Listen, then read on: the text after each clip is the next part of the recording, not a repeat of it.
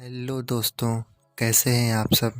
एक बार फिर से आप सभी का स्वागत है आपके अपने चैनल बेसिक फैक्ट्स पर। तो आज बात होगी ऐसे लड़कों की जो कि गंगा किनारे रहते हैं। प्रधानमंत्री कौन बनेगा ये यहीं से तय होता है। लोग बहुत ही दिलदार होते हैं, या दोस्तों के लिए जान भी दे देते हैं और गद्दारों के लिए जान भी ले लेते हैं। लिट्टी चोखा से लेकर जापानीज खाने तक हर खाने को पसंद किया जाता है। आईटी में काम करने वाले सबसे ज़्यादा लोग उत्तर प्रदेश में ही रहते हैं। यहाँ प्यार और राजनीति दोनों बहुत ही शिद्दत से की जाती है। ये लट्ठमार होली दुनिया भर में फेमस है। जी हाँ दोस्तों, हम बात कर रहे हैं भारत के अनोखे राज्य उत्तर प्रदेश की।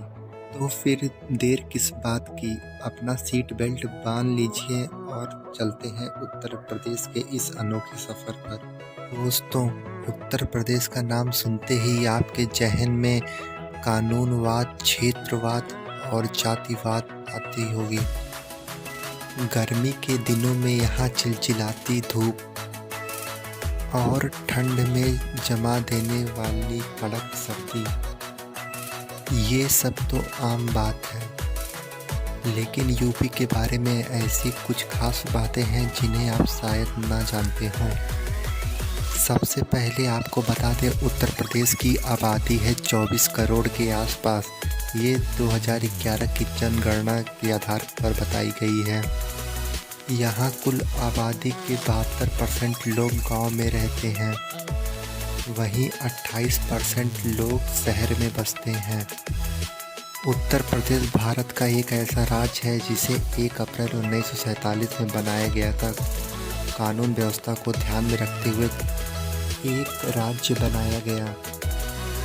यूपी भारत में होने वाले किसी भी घटना में सबसे ज़्यादा सुर्खियों में रहता है।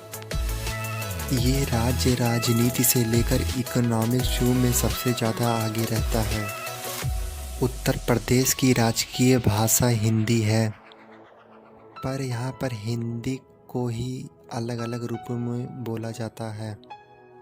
यहाँ आपसी बातों में गालियों का भरपूर इस्तेमाल किया जाता है, लेकिन कोई बुरा नहीं मानता। चलिए हम इसके कुछ ऐतिहासिक तथ्यों के बारे में जानते हैं। फैक्ट 1, मगध, नंद, मौर्य और मुगल जैसे कई राजघराने इसी राज्य में हुए थे।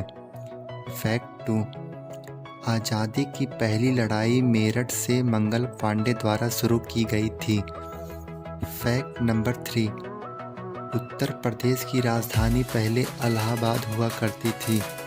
1920 में इसे लखनऊ बनाया गया था। फैक्ट नंबर 4, अंग्रेज़ों के राज में उत्तर प्रदेश को संयुक्त प्रांत यानी यूनाइटेड प्रोविंस कहा जाता था। फैक्ट नंबर 5, मोतीलाल नेहरू, जवाहरलाल नेहरू, मदन मोहन मालवीय और गोविंद बल्लभ पंत यहाँ के कुछ आवश्यक राजनेता थे।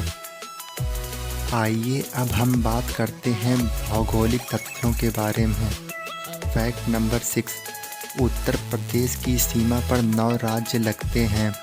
उत्तर दिशा में उत्तराखंड और हिमाचल प्रदेश, पश्चिम बंगाल में हरियाणा, दिल्ली और राजस्थान, मध्य प्रदेश, छत्तीसगढ़ दक्षिण में, और पूर्व में बिहार और झारखंड। फैक्ट नंबर 7, इसकी अंतर्राष्ट्रीय सीमा नेपाल से मिलती है। फैक्ट नंबर 8, उत्तर प्रदेश भारत का चौथा सबसे बड़ा राज्य है क्षेत्रफल की दृष्टि से। फैक्ट नंबर 9, उत्तर प्रदेश में सबसे बड़ा जिला लखीमपुर खीरी है। फैक्ट नंबर 10, यहाँ की मुख्य नदी गंगा, यमुना, गोमती और घाघरा है। गोमती के अलावा यहाँ सारे नदी हिमालय से शुरू होते हैं। आइए अब हम बात करते हैं सामाजिक और सांस्कृतिक तथ्यों के बारे में। फैक्ट 11, पुराने ज़माने के कई संत इसी राज्य से जुड़े हैं और यहीं इनका विकास हुआ है, जैसे कि विश्वामित्र, वाल्मीकि, भारद्वाज मत वशिष्ठ आदि।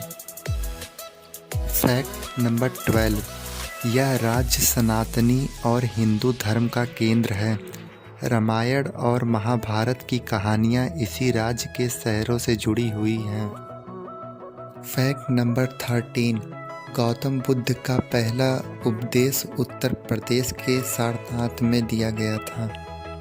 अब हम बात करते हैं इसके आर्थिक तथ्य के बारे में।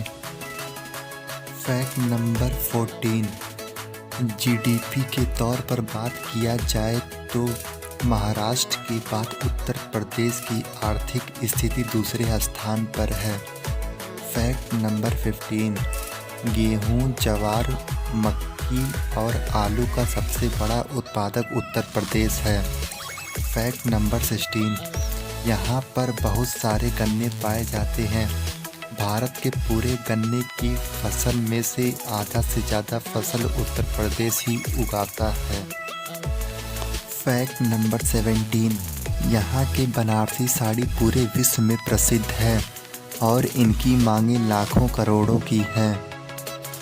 फैक्ट नंबर 18, फिरोज़ाबाद कांच की चीज़ों के लिए प्रचलित है। यहाँ की कांच से बनी चूड़ियाँ की काफ़ी मांग है। फैक्ट नंबर 19, कानपुर में लेदर से बने बेल्ट, जूते, बैग और कई सारी चीज़ें बनती हैं। यूपी का मेन इकोनॉमिक सोर्स है एग्रीकल्चर। चलिए अब हम बात करते हैं उत्तर प्रदेश के ऐसे गांव के बारे में जिसे जानकर आप हैरान हो जाएंगे। उत्तर प्रदेश के शामली जिले में स्थित शिवनगर गांव का नाम ई-कॉमर्स कंपनी स्नैपडील के नाम पर रखा गया है। गांव के लोगों को पानी के लिए दूर जाना पड़ता था, तब स्नैपडील ने यहां 2011 में 15 हैंडपंप लगवाए थे। फैक्ट नंबर 20, आज़ादी के बाद भारत सरकार ने जिसे राजकीय चिन्ह के रूप में स्वीकार किया था वह अशोक स्तंभ उत्तर प्रदेश के सारनाथ में सम्राट अशोक ने बनवाया था।